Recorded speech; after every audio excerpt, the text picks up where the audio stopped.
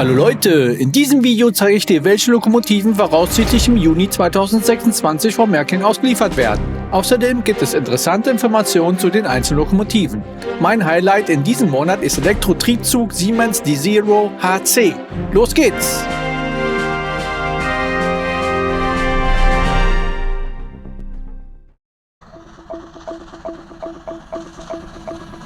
Hallo, ich heiße dich herzlich willkommen bei den Dachbodenmodellbahnern. Ich bin Ralf und ich zeige dir die Märklin H0 Neuheiten von Juni 2026. Wir haben insgesamt 6 Neuheiten, diesmal ist sogar eine Zugpackung mit dabei. Wenn dir das Video gefällt, dann lass gerne ein Like und ein Abo da, das bringt den Kanal weiter. Wir danken dir dafür. Starten wir mit der Zugpackung Bauzug Leonhard Weiss. Sie besteht aus einer Diesellokomotive der Baureihe DE18 im Design des Bauunternehmens Leonhard Weiss Göppingen, sowie 3 vierachsigen Zweiseitenkippwagen im Betriebszustand der Epoche 6. Die Vossloh DE18 ist eine der erfolgreichsten modernen Diesellokomotiven Europas.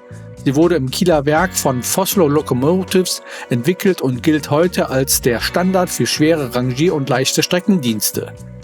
Das DE im Namen steht für dieselelektrisch. Im Gegensatz zu klassischen deutschen Lokomotiven mit hydraulischem Getriebe treibt hier der Dieselmotor einen Generator an, der den Strom für die elektrischen Fahrmotoren erzeugt. Verbaut ist ein MTU 12V 4000R43 Motor mit 1800 Kilowatt Leistung. Daher stammt der Name DE18.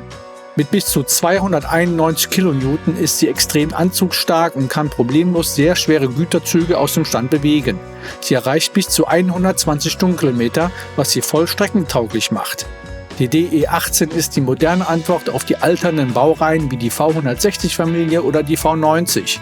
Sie ist effizient, dank moderner Isolierung lautlos im Stand und extrem vielseitig einsetzbar. Zurück zur Zugpackung. Highlights sind Bauzug für realistischen Baustellenbetrieb, umfangreiche Licht- und Geräuschfunktionen, 2 Seitenkippwagen mit Kippfunktion, Gesamtlänge über Puffer ca. 66 cm. Ein Pufferkondensator wird allerdings nicht erwähnt. Dieser Artikel entstand in Kooperation mit der Firma Pico Spielwagen GmbH Sonnenberg. Jetzt geht es um die Elektrolokomotive Baureihe 17 der belgischen Staatsbahn. Die Baureihe 17 ist keine modernisierte Altbaulok, sondern eine komplett neue Lokomotivbaureihe, die ab 2025 in Belgien in Dienst geht. Die Lokomotive basiert auf der Trax 3 Multisystem und ist bis zu 200 Stundenkilometer schnell. Die Mehrsystemfähigkeit macht sie ideal für den grenzüberschreitenden Verkehr. Eingesetzt wird sie unter anderem für Intercity-Züge und Wendezüge mit M7 Doppelstockwagen.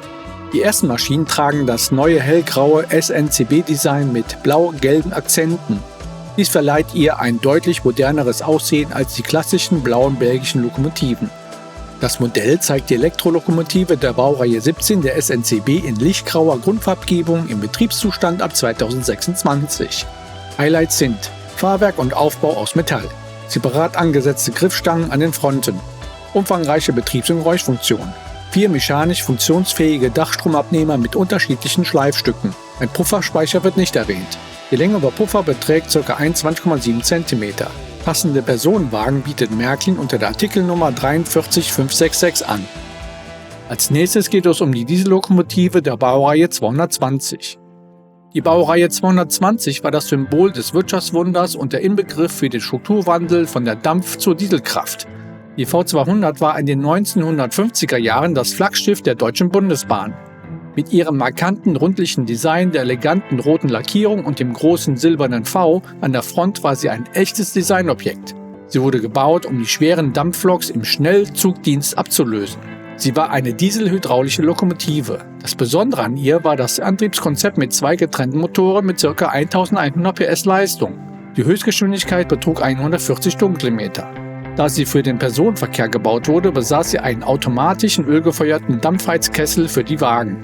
Das Modell zeigt die schwere dieselhydraulische Mehrzwecklokomotive der Baureihe 220 der Deutschen Bahn Gleisbau in fiktiver Gestaltung in goldgelber Grundfarbgebung.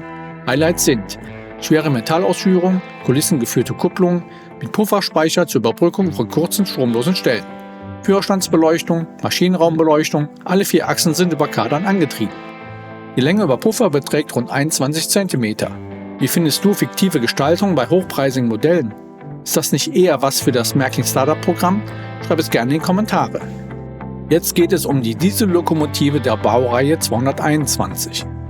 Die Baureihe 221, ehemals V200.1, war die konsequente Weiterentwicklung der Baureihe 220.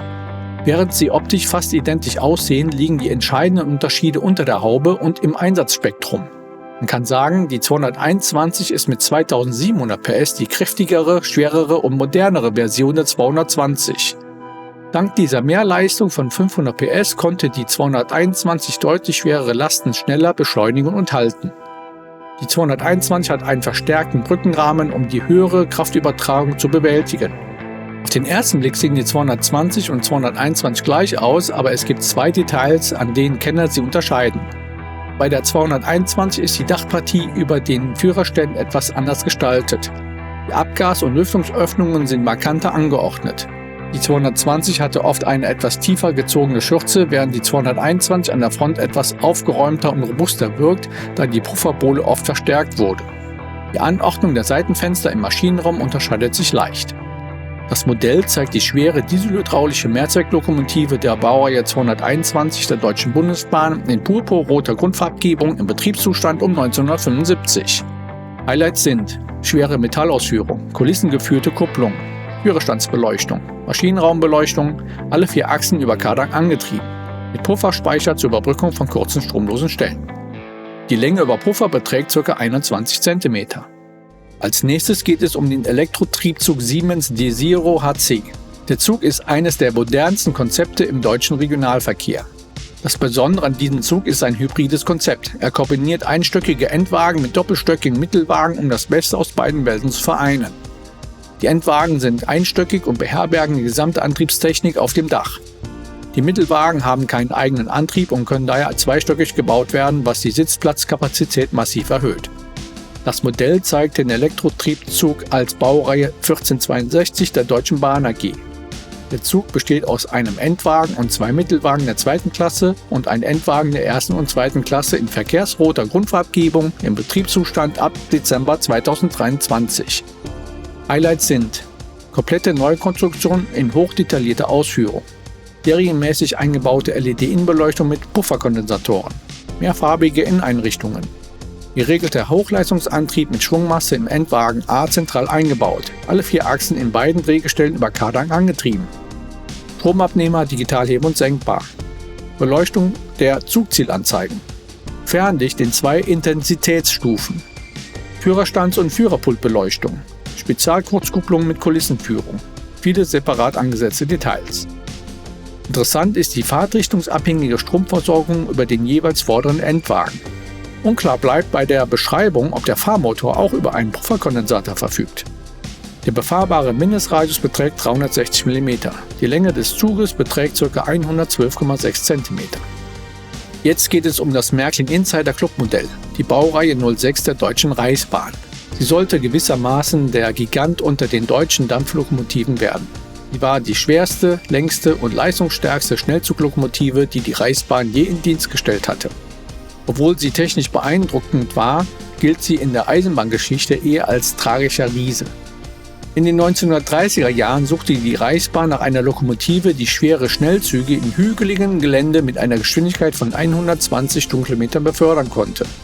Die Firma Krupp lieferte daraufhin 1939 2 Exemplare. Die Lokomotiven besaßen ein 4-Zylinder-Verbundtriebwerk, das für eine enorme Laufruhe bei hohen Geschwindigkeiten sorgte. Wie viele Prestige-Lokomotiven der Zeit war die Baureihe 06 vollständig verkleidet, um den Luftwiderstand zu verringern. Die Dimensionen der 06 sprengen fast den Rahmen des damals Möglichen. Länge über Puffer mit Tender 26,52 Meter. Dienstgewicht der Lokomotive rund 161 Tonnen. Höchstgeschwindigkeit 140 Stundenkilometer. Leistung ca. 2800 PSI. Raddurchmesser der Treibräder 2 Meter. Trotz ihrer Kraft war die Baureihe 06 kein Erfolg. Sie litt unter massiven Kinderkrankheiten und Kesselproblemen. Der riesige Kessel neigte zu Undichtigkeiten und Stehbolzenbrüchen. Er war so groß, dass die Materialspannungen bei Erwärmung kaum beherrschbar waren. Aufgrund ihres extrem langen, starren Radstandes mit 4 großen Treibachsen hintereinander hatte die Lokomotive Probleme in engen Kurven und neigte dazu, die Gleise stark zu beanspruchen. Mit dem Ausbruch des Zweiten Weltkrieges verschoben sich die Prioritäten. Man brauchte einfache, robuste Güterzugloks und keine komplizierten, wartungsintensiven Schnellzugriesen. Die beiden Maschinen waren während des Krieges kaum im Einsatz und standen meist in den Werkstätten. Nach 1945 übernahm die Deutsche Bundesbahn die Lokomotiven, setzte sie aber wegen der Kesselschäden und der Unwirtschaftlichkeit nicht mehr ein. Bereits 1951 wurden beide Exemplare verschrottet.